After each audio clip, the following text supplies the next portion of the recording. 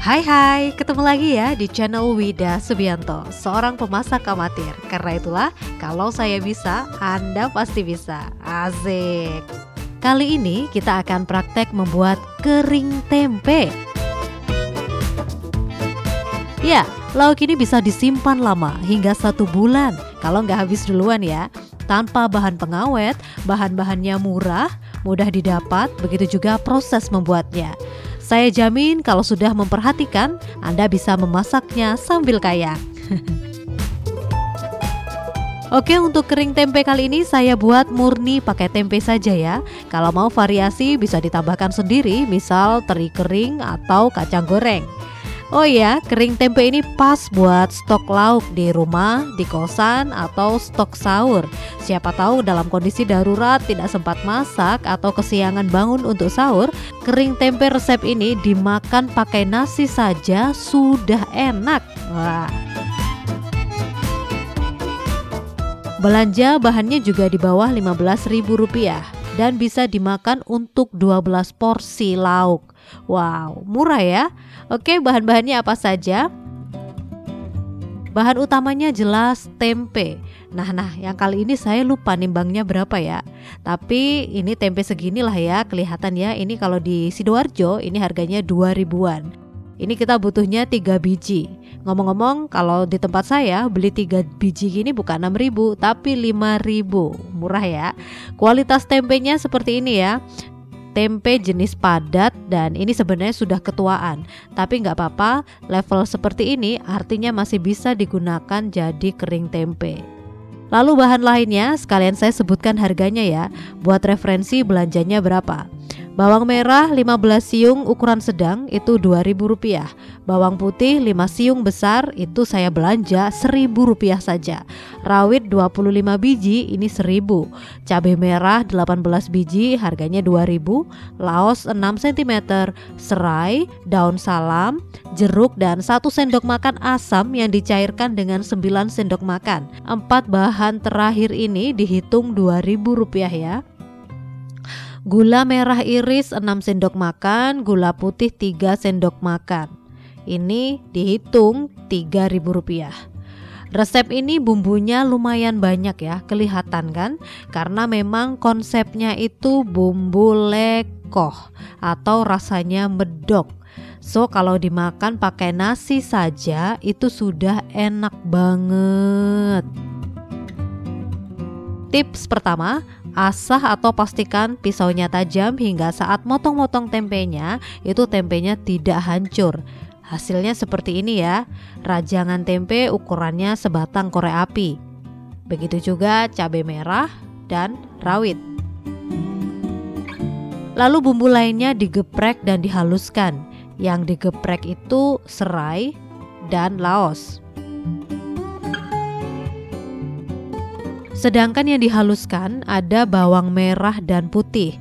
Kali ini saya pakai blender ya. Pakai cobek juga boleh. Kita kasih minyak ya untuk pencairnya. Kita blender sampai halus.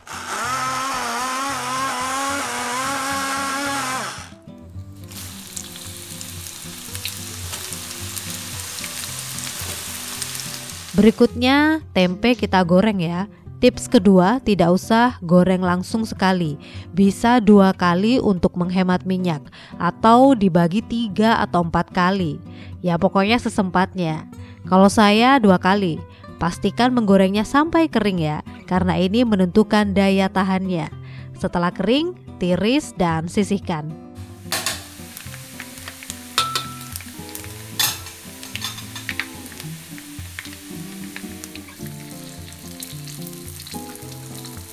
Begitu juga untuk cabai merah dan rawitnya, kita goreng hingga kering. Tiris dan sisihkan ya.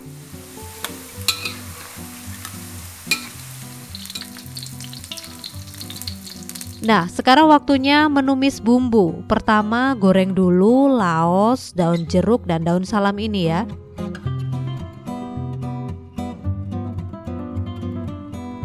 Ini dilakukan di awal agar minyaknya terasa rempah dan daunan aromatik ini.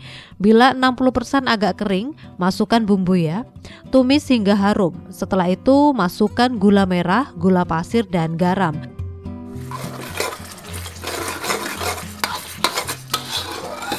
Tumis terus ya.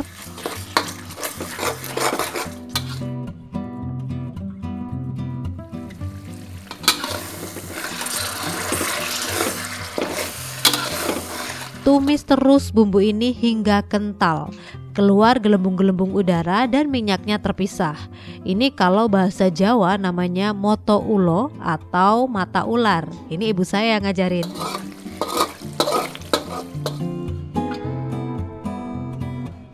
Nah, ketika sudah kental, matikan apinya ya. Minyak yang terpisah kita leropi nih kalau bahasa Jawanya, alias kita ambil sedikit demi sedikit. Biar tidak terlalu berminyak nanti kering tempenya.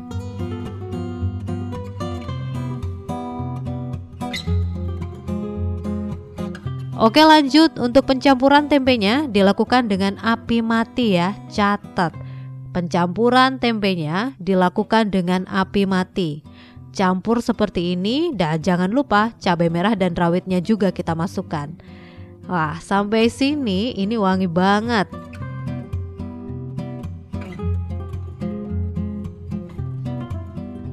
Nah, pas saya incip, ini sudah enak, tapi kok ada yang kurang ya? Wah, saya baru keinget, ternyata asamnya belum dimasukkan. Waduh, kelupaan nih. Well, akhirnya air asamnya saya susulkan. Cukup 1 sendok makan saja yang disaring ya. Dan terpaksa harus dipanaskan lagi dengan api kecil. Teksturnya memang jadi agak basah dikit. Usahakan ini sampai kering ya, karena berpengaruh ke daya tahan. Semakin sedikit kadar airnya, semakin awet.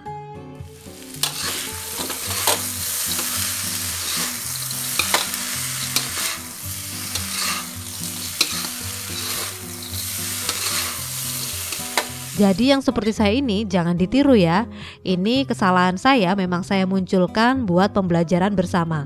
Namun ada positifnya, teksturnya lebih basah, terasa lebih empuk.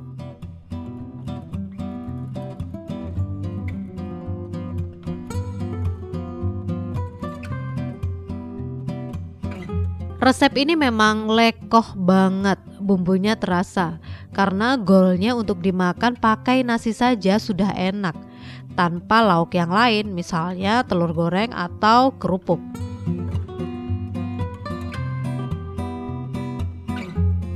Nah, kita tunggu dingin ya. Sembari menunggu, serai, lengkuas, dan dedaunan lainnya kita pungutin ya.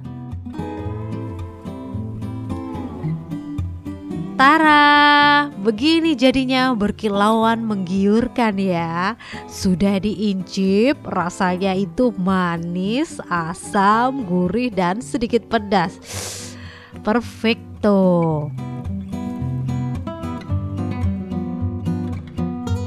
3 tempe ini sebenarnya 3 resep ya. Ini bisa jadi 2 toples. Masukkan saat benar-benar dingin supaya awet. Sekali lagi catat ya, masukkan dalam toples kalau sudah dingin supaya awet. Sekali lagi, ini dimakan pakai nasi saja sudah enak banget. Apalagi nasinya yang lemes gitu. Jadi ini bumbunya lekoh banget. Asli, tanpa lauk lainnya sudah enak banget. Praktekin ya, murah, mudah, dan awet. Kalau sudah praktek, jangan lupa coba komen hasilnya di bawah gimana ya. Berhasil apa enggak, enak apa enggak, atau mungkin ada kritik dan saran lainnya. Jangan lupa juga like, share, and subscribe juga ya, biar makin semangat share resep-resep berikutnya. Salam, saya Wida Subianto, seorang pemasak amatir. Kalau saya bisa, Anda pasti bisa.